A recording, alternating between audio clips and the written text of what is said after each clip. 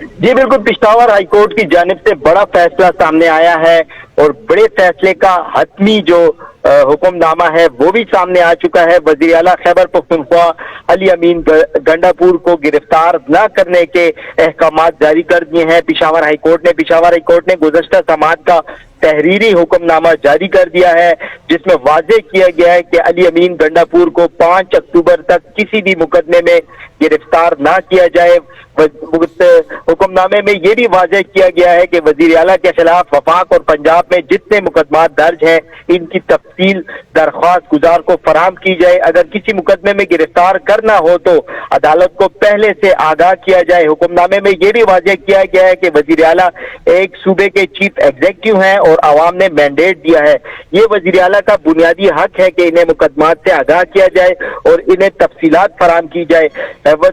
حکم نامے میں یہ بھی واضح ہے کہ آئین کے آرٹیکل 10 بھی یہ کہتا ہے کہ کسی شہری کے خلاف مقدمہ درج کرنے سے پہلے انہیں آگاہ کرنا ہوگا۔ درخواست گزار کا وفاق اور پنجاب میں سیاسی حریف کی حکومت ہے۔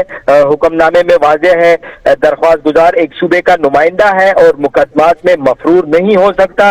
حکم نامے میں یہ بھی ہے کہ اسلام آباد باڑاکو کے مقدمے میں جاری وارنٹ کیس میں وزیر اعلیٰ کو آج تک ضمانت دی جاتی ہے۔ حکم نامے کی کاپیاں اسلام آباد اور لاہور ہائی کورٹ کے رجسٹرار کو ارسال کی جائیں۔ عدالت نے یہ حکم بھی جاری کیا ہے کہ حکم نامے کی کاپیاں اسلام آباد اور پنجاب کے آئی جیز کو بھی ارسال کیا جائے۔ اس تفصیلی فیصلے کے آنے کے بعد ایک بات تو واضح ہو چکی ہے کہ ان کی گرفتاری کے حوالے سے جو خدشات تھے، جو کہا جا رہا تھا کہ ان کے ناقابل ضمانت وارنٹ گرفتاری جاری ہوئے ہیں ایک مقامی عدالت کی جانب سے، تو اس فیصلے کے بعد اس میں گرفتاری نہیں ہو سکتی۔ پشاور ہائی کورٹ نے واضح کر دیا ہے کہ علی امین گنڈاپور کو 5 اکتوبر تک کسی بھی مقدمے میں گرفتار نہیں کیا جا سکتا۔ جی